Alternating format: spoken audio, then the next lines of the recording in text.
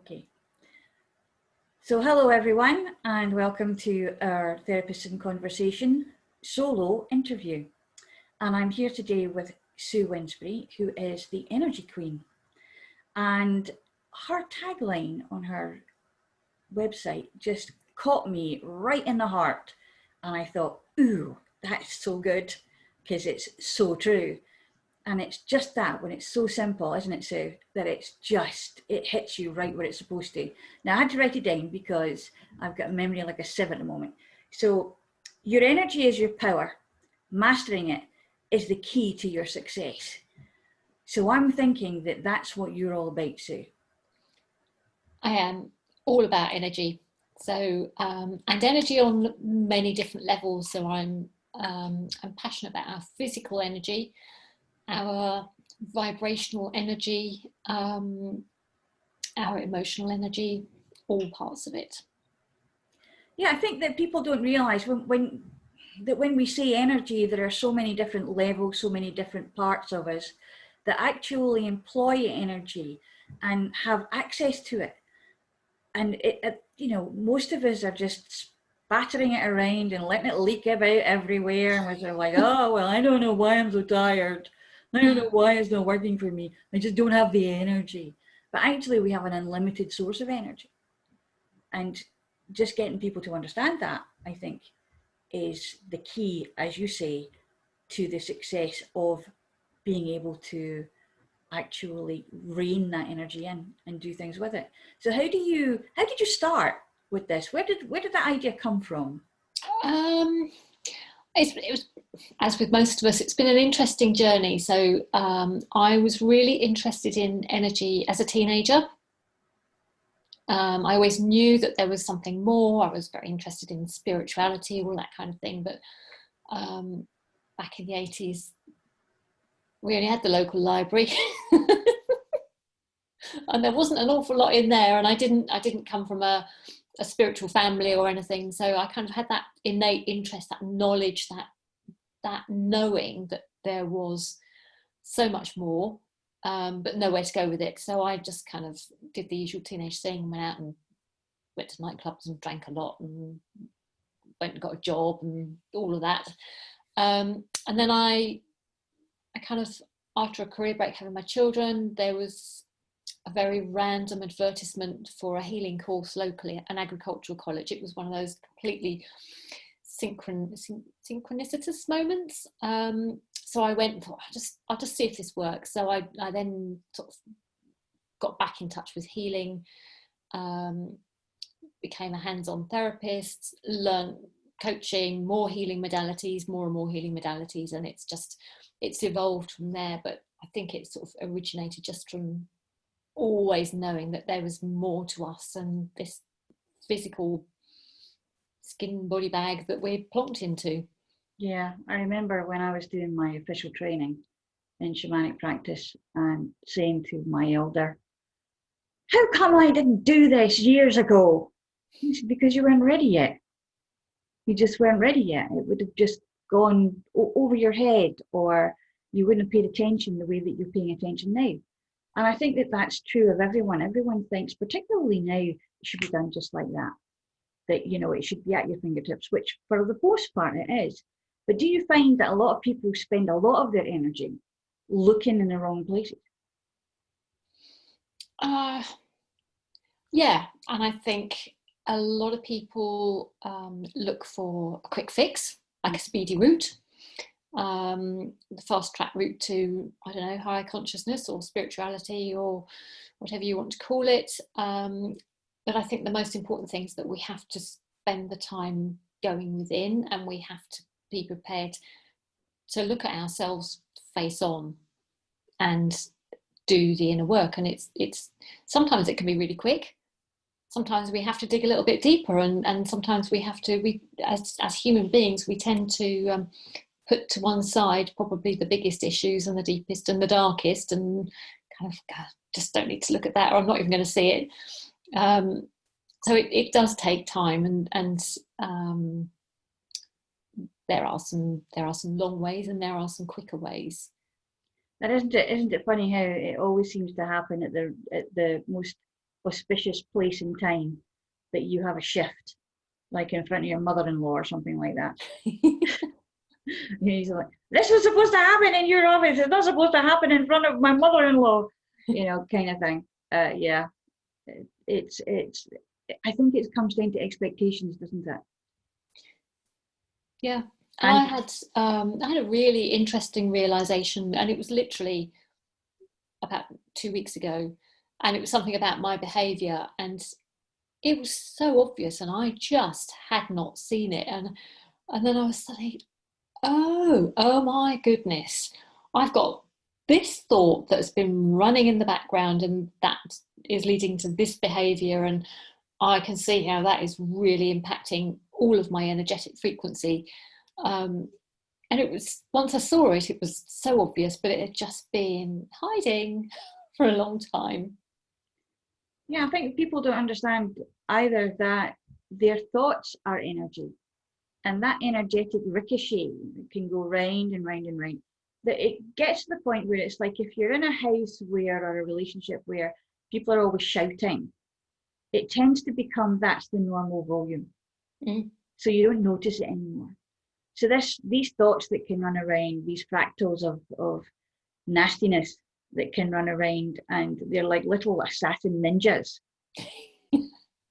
Sit there and just wait to kind of take their little samurai swords or their shurikens and go boom, just when you think that you're not really having anything, that everything's wonderful and calm and serene, and then this little thing goes, oi, I'm gonna burst your bubble right now, boom. But it's true, isn't it? That's when most people start to think, I'm never going to get rid of this. They use the never. They start to go into the negative. So when you're doing that, how do you bring someone from the negative into the positive? How are you training them to get the keys to unlock their energy master case? So I tend to use a mixture of modalities. So depending on the issue, sometimes it will be straightforward coaching, just asking questions, but going down into what's behind that and what's behind that and what's behind that. So rather than taking something at face value, just digging really deep.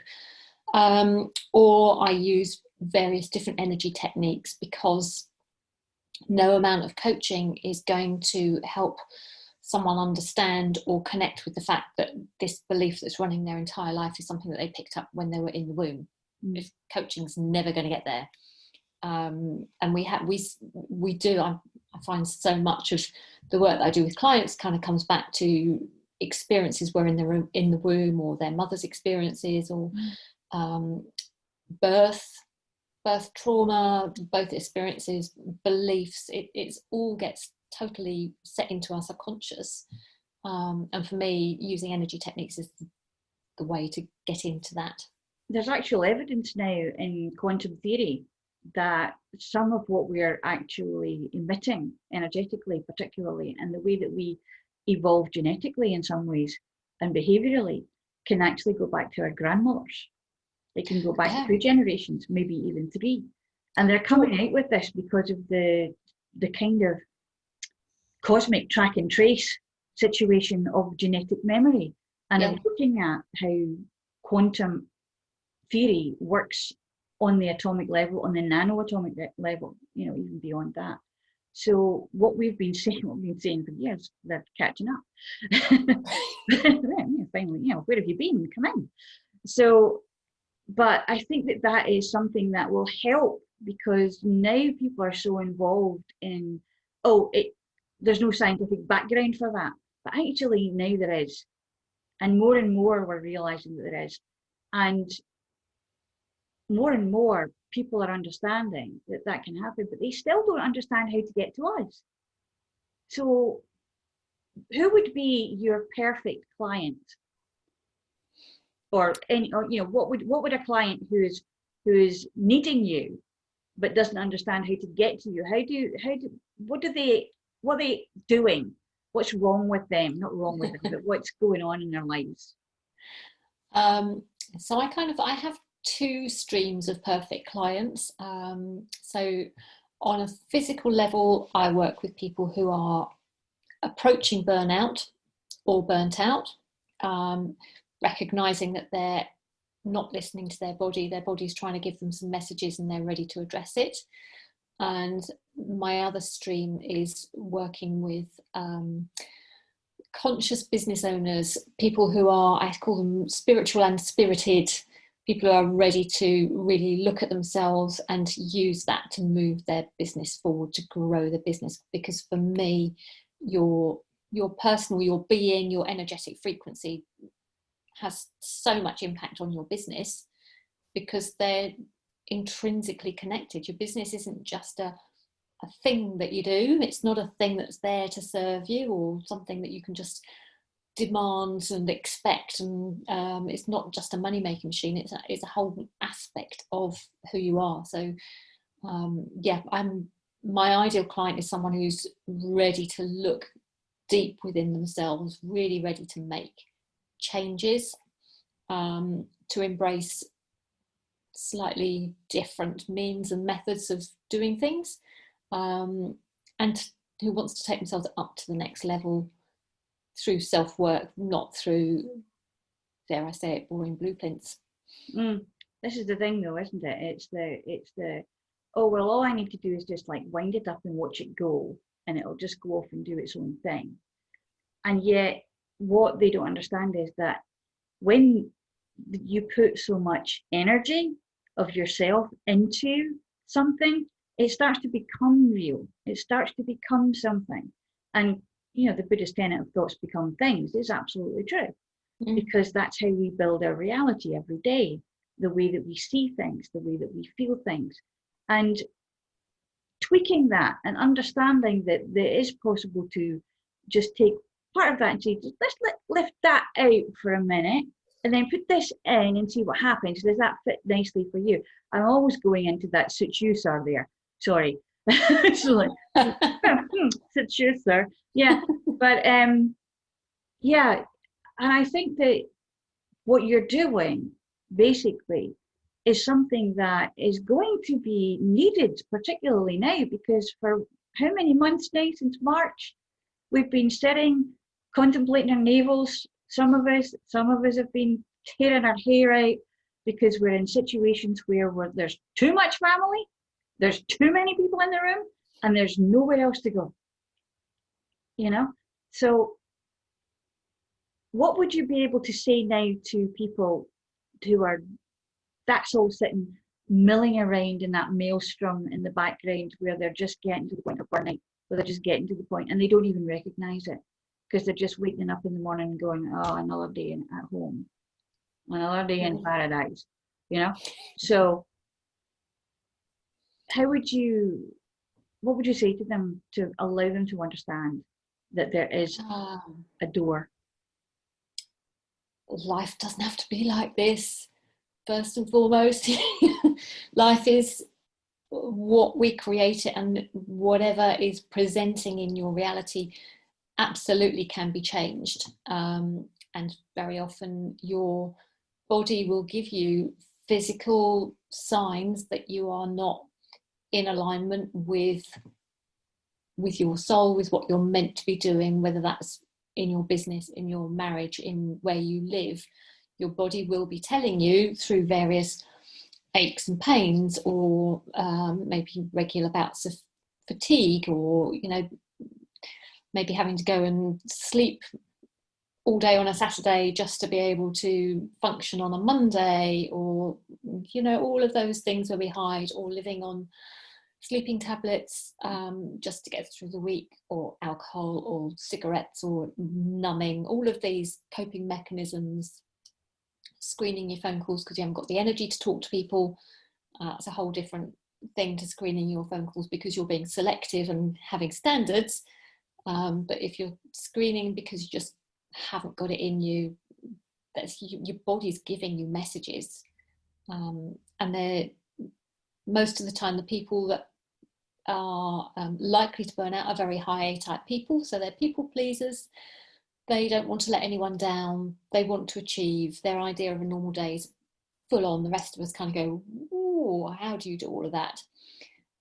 They're highly sensitive, but because of this desire to achieve and not let anyone down or themselves, and they have a very high expectation of themselves, they will not listen to the body. And traditionally, that description would have been used purely for women, but actually it's men too. And men are starting to get to know that they are not necessarily to be expected to hold on to everything and to be the one who's strong. And it's particularly hard for men because of this socialization, cultural pastiche of what a man should be is drummed into them from goodness knows when. Hunter-gatherer, yes, definitely, we understand it goes that far back. But we have such a way of balancing things out and harmonizing things out now that a lot of men are getting trapped in a corner. They've kind of painted themselves into a corner. And women too, it does happen because they're the ones who have to deal with the kids, they're the ones who have to do this. And yet, in these few months, we've had the opportunity for a paradigm shift. And just that opportunity is a stressor in itself. Yeah. And mainly because people don't know. I mean, if you take a usual nuclear style family, as they would pronounce it in the 60s, it would be man goes out to work, 9 to 5, comes back in, all the children are bright, beautiful and shiny and ready to pop off to bed, and mother's sitting there with her hair done and her lipstick on going, hello dear, are you ready for your dinner? How far away are we from that? And the fact that we have kids that will stay up until 10 o'clock, 11 o'clock at night on Game Boys and whatever, that you can't actually, you don't have enough eyes, enough arms, enough legs to keep up with what's going on just in the one space in the house. So I think that it's important for people to understand what energy is, what it does, and the fact that it's a real instrument of pleasure and pain. And change. And change. And that's the other thing, isn't it? We are so unhappy with the idea of change.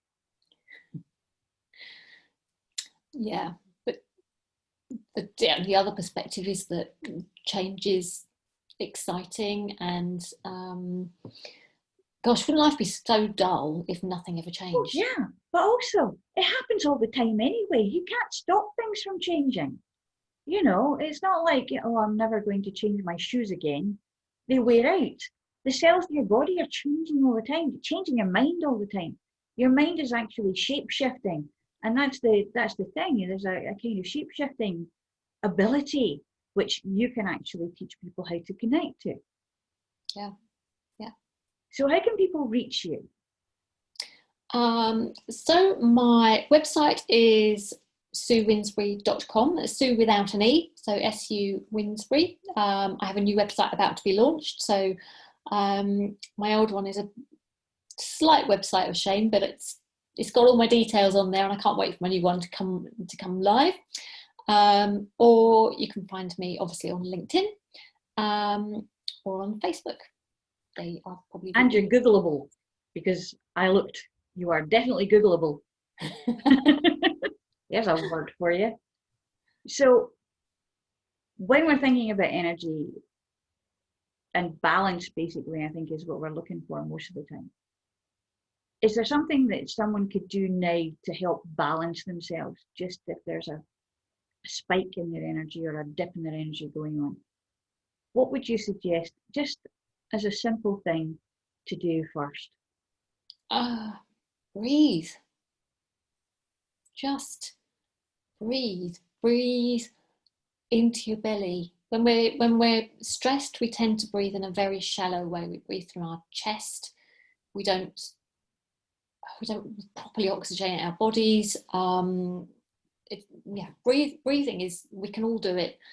You can do it in 1 minute. Just take really long, slow, deep breaths right down into your belly. Breathe out. That's, how easy is that? That is, well, you have to do it anyway, so you might as well do it consciously. Yeah. So when you're down south, you're based down south, but of course, are you doing like Zoom consultations? Are you doing online consults? Yeah, I'm very fortunate that I have worked online for 7 or 8 years. So energy work works online just as easily as it does face to face. There's no difference. I don't have to be with someone in the room for magic and transformation to happen in your energy. So yeah, and in fact, I've hardly gone back to any face-to-face work because it's working so well online. So whether it's, you know, physical energy, whether it's vibrational energy, it works in this online world. Basically, which means I can work with people anywhere. Yeah, because this is energy. This thing that we're sitting in front of at the moment is energy, and it's just a different kind of energy, but it all works the same way in the end. It all has to come from the same source. So I'm going to thank you for this little insight into what's going on with you and how to get in touch with you. And if anybody would like to get in touch with Sue, she'll be happy to talk to you. If you'd like to collaborate with her on LinkedIn, she's on LinkedIn too. And this is Leslie Marsh for Therapist Conversation with Sue Winsbury saying thank you and goodbye.